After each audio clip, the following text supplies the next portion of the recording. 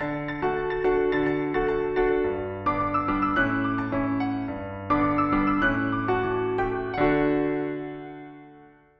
profissão é uma atividade social que demanda muita reflexão e, igualmente, reflexão de transcendência.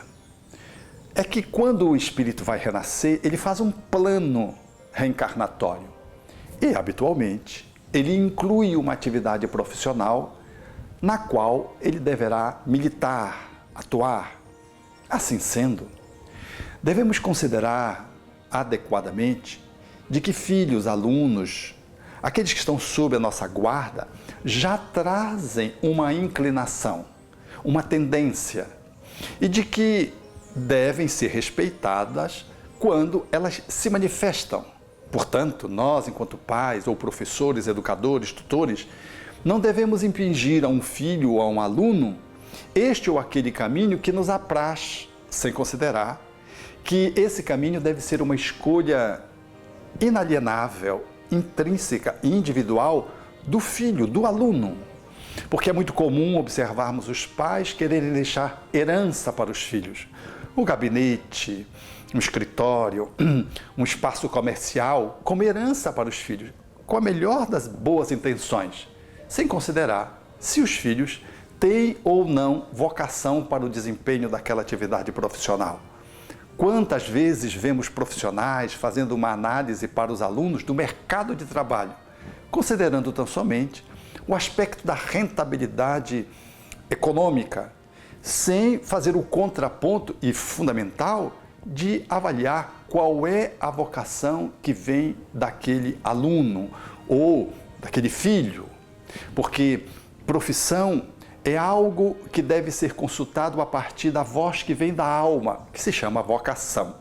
Portanto, para escolhermos o nosso caminho de profissionalização, nós devemos fazer esse mergulho interno para observarmos as nossas tendências, que às vezes se revelam desde cedo, quanto pequeninos, às vezes um pouco mais tarde, mas quantas vezes nós nos desviamos dessa trajetória em função de uma interferência indébita de figuras de autoridade como os pais, ou de figuras volumosas como um professor, que às vezes nos convence a fazer essa ou aquela profissão em detrimento daquilo que vem enquanto voz do nosso interior. Portanto, nós devemos ter muito cuidado quando se trate desse passo, porque isso é um passo que vai envolver grande parte da vida daquele que vai exercer a sua atividade profissional. Aliás, a atividade profissional, ela inclui 1/3 dos dias, entre aspas, úteis, porque parece que os outros são inúteis, né? Mas, pelo menos 5 dias na semana, 1/3 desses 5 dias, nós estamos numa atividade profissional. Por isso, os espíritos alinhavaram a Allan Kardec de que precisaríamos, em O Livro dos Espíritos, precisaríamos estar muito atentos para a vocação da alma, porque tem que haver uma congruência, a voz que vem da alma e a atividade que o ser vai desenvolver no mundo.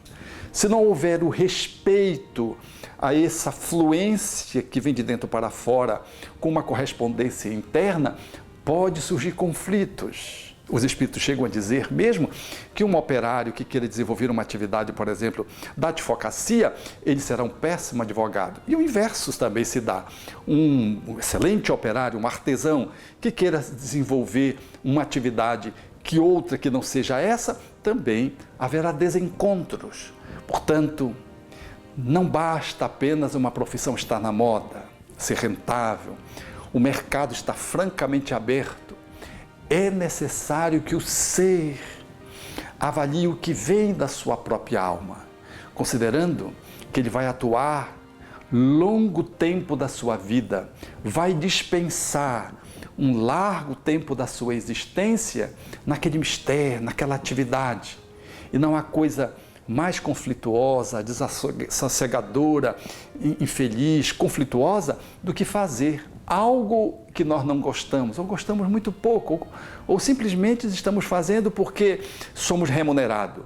Porque nós trabalhamos, nessa circunstância, nós trabalhamos para ter dinheiro, para ter felicidade, ou para poder ter prazer, porque não há prazer naquilo que se faz. É uma contradição absurda, porque a atividade profissional, ela deve ser um espaço do exercício do prazer. O prazer não está só no entretenimento. O prazer não está só em horas depois que, quando se recolhe o dinheiro da atividade profissional, vai-se poder ter prazeres existenciais, com a família, entretenimentos variados. Não. O prazer, ele também deve estar nesse espaço do exercício da atividade diária. 8 horas por dia, dos dias da semana, por exemplo, nós estamos ali numa convivência, numa atuação que, se não houver prazer, haverá enfado, fadiga, adoecimento, estresse, e nós não conseguiremos exercer aquela profissão adequadamente, porque há uma interdição interna. Nós não conseguimos empurrar com a barriga, como se diz habitualmente, porque é um tempo muito longo, muito contínuo, para alguém que não tem a vocação para desempenhar aquela atividade.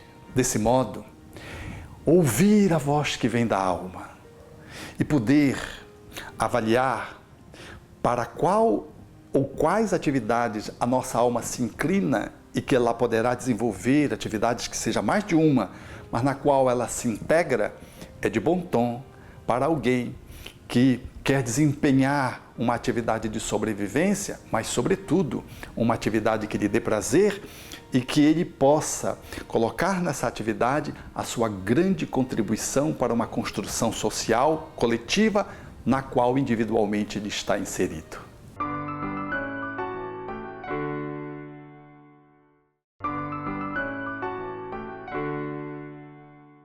Também é necessário analisar uma circunstância que também é muito frequente no cotidiano da vida profissional. São pessoas que sentem uma vocação para fazerem algo, mas nunca conseguem chegar lá.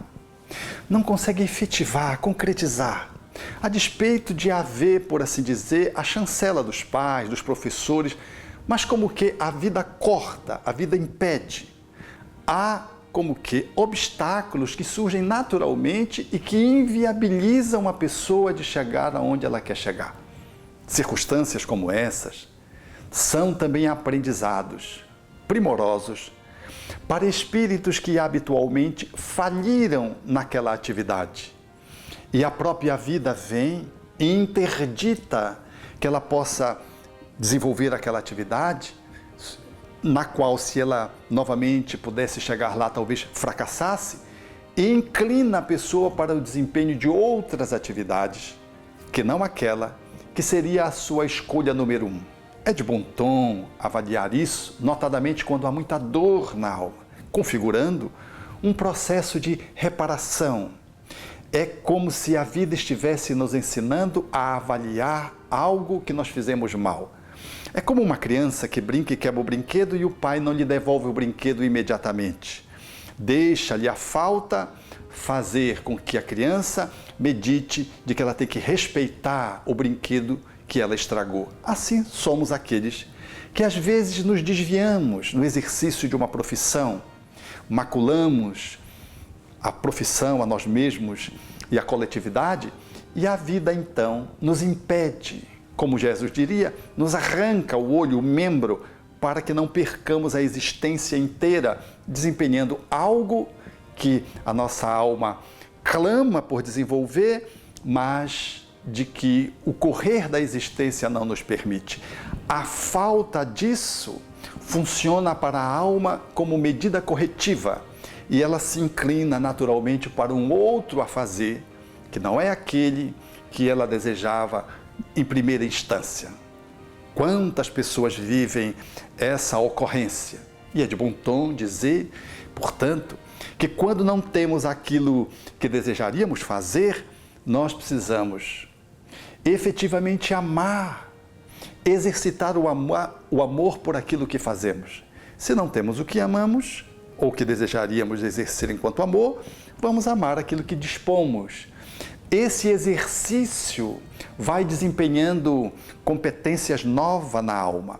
a falta nos suscita reflexões para a alma grandiosas, que nos faz meditar acerca daquele abuso cuja falta hoje nos reflete e nos remete a um movimento de equilíbrio, e o exercício de uma outra atividade profissional nos habilita para novas competências e nos ajuda a desenvolver algumas virtudes da alma que nós ainda não dispomos. Portanto, se não fazemos aquilo que amamos, vamos amar aquilo que fazemos. Vamos nos entregar àquilo que fazemos. Porque se vivemos grande parte do dia fazendo uma atividade, nós precisamos qualificar essa atividade. Não basta fazê-la de qualquer jeito.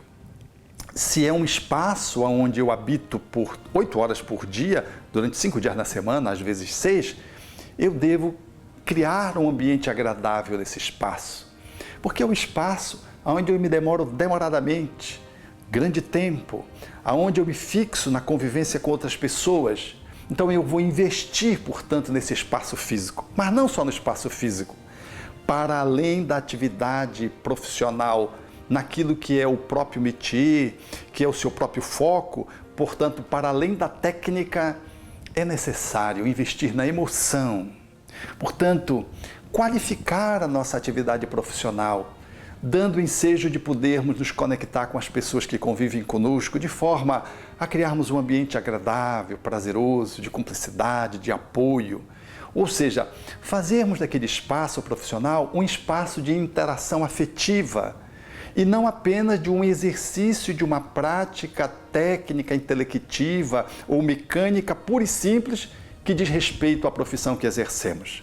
Criarmos, portanto, um ambiente de fraternidade, de acolhimento, porque esse ambiente é um ambiente energético também, aonde nós vamos estar experimentando viver 30 anos, às vezes mais de 30 anos, quando seguimos numa só profissão, mas para além da atividade técnica propriamente dita e da emoção que deveremos criar e da energia que deveremos estabelecer nesse espaço, é necessário pensarmos nos aspectos ético-morais. Para além da ética da profissão propriamente dita, regulada por um código, precisamos avaliar e analisar de que estamos inseridos num contexto social e de que o nosso exercício profissional ele é uma contribuição para a coletividade. Quanto melhor exercemos, melhor será nosso favorecimento positivo para que a sociedade melhore.